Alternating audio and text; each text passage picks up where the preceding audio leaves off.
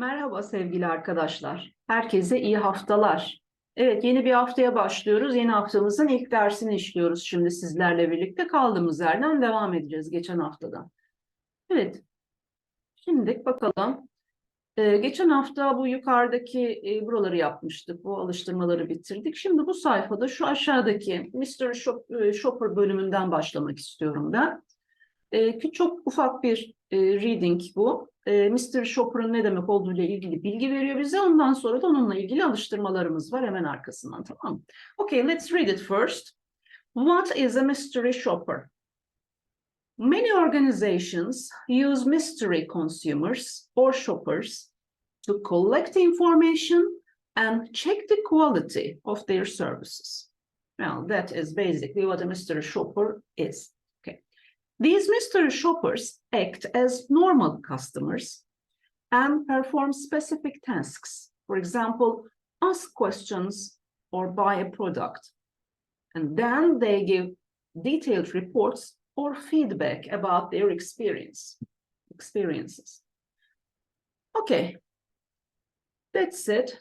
That is what a mystery shopper is. Now we are going to listen and answer these questions. Let's see what it is. Albertville Visitors Bureau in Canada investigates the quality of all its visitor centers. Listen to one mystery shopper's feedback and make notes about the following for each center. Evet, this mystery shopper gives feedback about 2 centers. Okay, we are going to answer these 3 questions about each center. A, response to email and telephone inquiries. B, staff welcome, and C, appearance. Let's see the feedbacks about these 2 centers on these subjects. Okay, let's listen. Unit 3, page 30. Exercise 2. As part of the study, I telephoned, sent an email inquiry, and made a personal visit to the visitor centers. My email asked for a list of places to stay in the area. The first center replied with the information within 48 hours, but the second center didn't answer me. I sent the email again, but still did not get a reply. In the next test, I phoned to ask about things to see and do in the area. I waited more than 5 rings for both centers to answer the phone. There was no standard practice for answering the telephone in the centers. In one, the assistant gave the name of the center and her name at the start of the call. This assistant was friendly, polite, and knowledgeable. The assistant in the other center was less professional and told me to consult the website or visit the office in person for information. The second center also put me on hold for 5 minutes without explanation, and I abandoned the call. In the third test, I visited the centers in person. The staff welcome in the first center was excellent. The assistant smiled, made eye contact, and was well informed. The assistants in the other center ignored me when I went in. When I asked for information, they gave me leaflets. The first center was clean, well decorated, and organized, but there was a lot of paper and boxes on the floor in the second one I visited, and the paint on the walls was old and dirty. Okay, so 2 very different centers, I think, right? Very different. Well, response to email and telephone inquiries. Response to email in center 1, the first center. How was the response to email in the first center? Do you remember it? Well, he emailed them both, and the first center replied in 48 hours, right? He got a reply from the first center. But As for the second center, it didn't reply at all. He sent another email and they didn't reply to it either. So no reply from the second center at all. And telephone inquiries, for the telephone inquiries, well, the first center answered the call, and the person who answered the call was a friendly person who is also knowledgeable, and they tried to help him. But as for the second center, the person who answered the call wasn't knowledgeable at all. He totally ignored him, and he said he could consult the website or come to the center in person to get answers to his questions. And then he personally visited the centers, both center. In the first center, we are looking at B, staff welcome now. The assistant who welcomed him was a friendly, smiling person who is very, again, knowledgeable, and approached him in a friendly manner. But in the second center, the assistant just ignored him, didn't welcome him at all, just ignored him. And when he asked questions, they just gave him leaflets. And the appearance of the centers. Well, the first center he visited was a clean place and also a well-decorated place, but the second center was a mess, actually. There were papers and boxes on the floor, and the painting on the walls were old and dirty. So I think the second center is a failure in this sense, I think. Okay, let's move on to the next exercise. We have a customer feedback exercise here. Now it says read the customer feedback A and B on the next page here and answer the questions. The first question is what problem or problems does each person identify with the service in A and B? And 2, what action or actions could the bureau take in response to these comments, again in A and B? Okay. So, A, I visited your center with my husband, who is in a wheelchair. There are steps outside the building and no ramps, so he could not come into the building. Also, I think the door is narrow and the wheelchair could not pass through it. I think it's very important that a public service is adapted for people with special needs, like my husband. Well, let's read the questions again. What problem does that person identify with the service in Center A? Okay. Well, I think there's a problem with the entrance, right? Poor access. There's poor access to the center with special needs, like people in wheelchairs. And what action or actions could the bureau take in response to this comment? What can be done? What can be done? I think the bureau, the center can build ramps for the wheelchairs to come into the building, and also they can widen the doorway so a wheelchair can pass through it and come inside the building easily. Okay, let's read B. Okay, customer feedback B. I don't understand why you close your centers at lunchtime and on Sundays, especially in the summer. A lot of visitors to your town are only there for a few days or the weekend and can't get the information they need. And the opening hours are not on the outside of the building, which is very frustrating. I had to go to your website to find this information.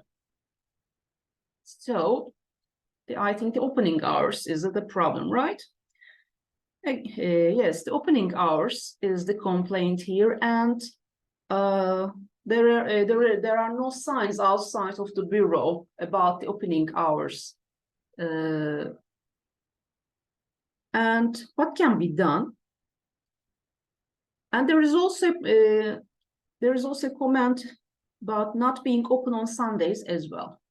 What action could the bureau take in response to these comments? Yes, they can first improve the signs in front of the building so people can know at what time they should come. And they can also, I think, extend the opening hours, right? For example, they can open on Sundays as well, especially on summers. All right then. Well, we are moving on to this page now. Package tours, it says.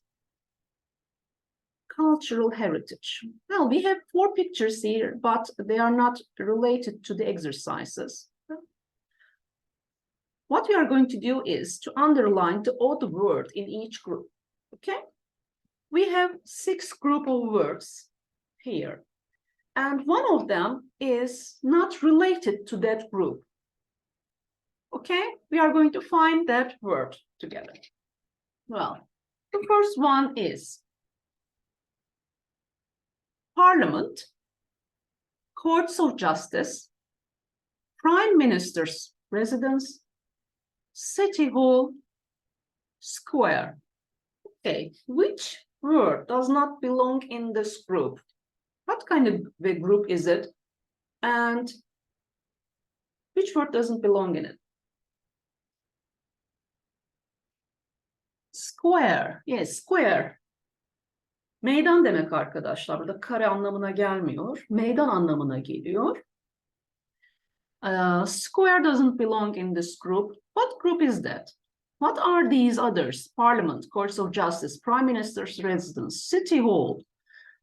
All these are government buildings. They are buildings, government buildings. Okay. 2. Let's have a look. Science Museum, Big Wheel, Concert Hall, Art Gallery, Wax Model Museum. So, which one of those does not belong in this group? What kind of a group is that?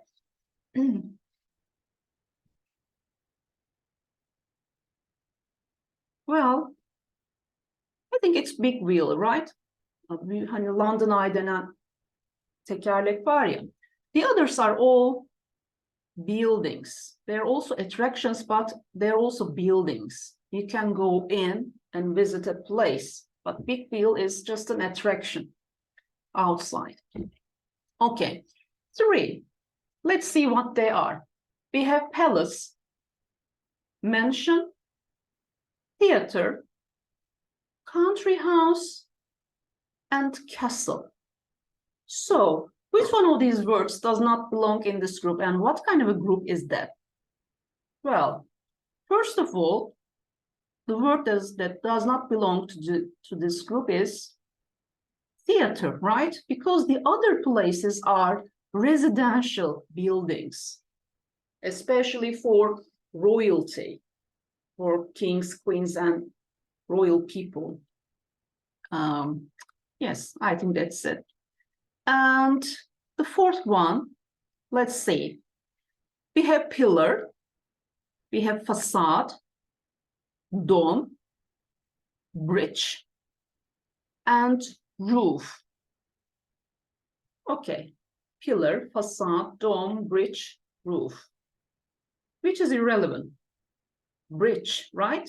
Well, bridge, köprü demek. Pillar, facade, dome, roof. Bunlar ne arkadaşlar? What are they? Well, they are architectural features of a building, right? They belong to a building, architectural parts of a building, but bridge is something else entirely in itself. Okay, let's have a look at number 5. Wooden, stone, baroque, iron, glass. Okay, which one is different? Wooden, stone, baroque, iron, glass. Baroque is different than the others, yes. Baroque is a style of art or a style of architecture, but the others, wooden, stone, iron, glass, they are materials, building materials. So Baroque is different. And the last one, we have Roman, medieval, Renaissance, the 60s, postmodern. Okay, which one is different? It is the 60s. 60s are different because it's a period of time. But the others, Roman, medieval, Renaissance, and postmodern are all architectural styles or art styles.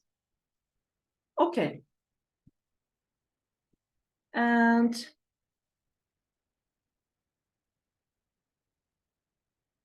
I'm just going to read this so you can learn some facts about London. Okay?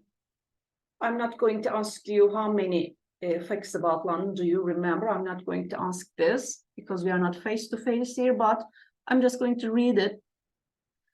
Okay, did you know that the Roman city of Londinium, that's the original name of London, the Roman city of Londinium had a busy port and soon developed into a capital city. 2. The first stone bridge over the river Thames was built in 1209 and lasted 600 years. 3. In the Middle Ages, sanitary conditions weren't good, and many Londoners died of the plague in 1349. 4. The Great Fire, çok meşhur bir olay, Büyük Londra yangını. The Great Fire of 1666 started in a bakery and burned for 3 days. Evet arkadaşlar, şehir tam 3 gün boyunca cayır cayır yanmış yani. Evet, böyle bir olay. Most buildings didn't survive except for the Tower of London and Westminster Abbey. And 5, 1 million people lived in London at the start of the 19th century. It was one of the largest cities in the world at the time. Okay, we are going to move on, and I'm not going to do the grammar parts. And we are here in Cancun. Where is Cancun? It is in Mexico, right? Okay, we have a reading here, and then we have questions to answer about this reading part. What was Cancun like before 1970, and what is it like now? Then we are going to read it again and write what each number below refers to. We are not going to write, but we are going to talk about it. Okay, there are numbers in this reading text, and we are going to find out what they are, what they refer to. And then we are going to move on. Okay. Cancun, Mexico's leading destination. Mexico's mass tourism industry is dominated by large-scale purpose-built developments. In 1967, responding to the USA's demand for beach vacations, Mexico's central bank identified the 5 best places for new purpose-built tourist resorts. Top of the list, as part of a 30-year plan, was a sandy island now known as Cancun. Before 1970, Cancun was a small fishing village of about 100 inhabitants. Cancun is now Mexico's leading tourist resort. When the National Tourism Development Fund, FONATUR, began building Cancun in 1970, they considered these factors: warm water temperatures, sandy beaches, varied attractions, sunshine hours, and travel distances from the main markets. The benefits were thousands of new jobs, the development of a region, and growth of the Mexican economy. Public funds were used to buy land and install necessary basic infrastructure, an airport, highways, drinking water, electricity, telephone lines, a convention center, golf course, and harbors. Private investors also developed hotels, a shopping mall, and other services. The increase in the number of visitors to Cancun was dramatic. In 1975, Cancun had 1,769 hotel rooms in service. By 2008, there were about 150 hotels and more than 27,000 rooms. Cancun Airport now handles 200 flights a day. Cancun's population went up to 30,000 in 1980 to about 600,000 today.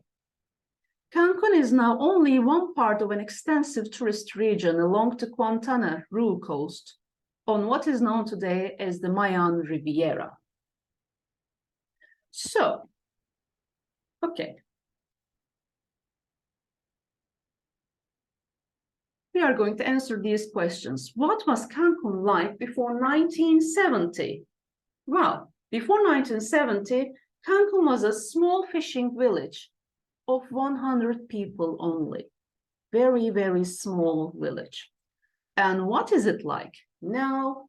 Well, Cancun is now Mexico's leading tourist resort. Okay, now we are out of time and we are going to move on to the next exercises in our next lesson. We are going to read this again and do exercise 3 here, okay?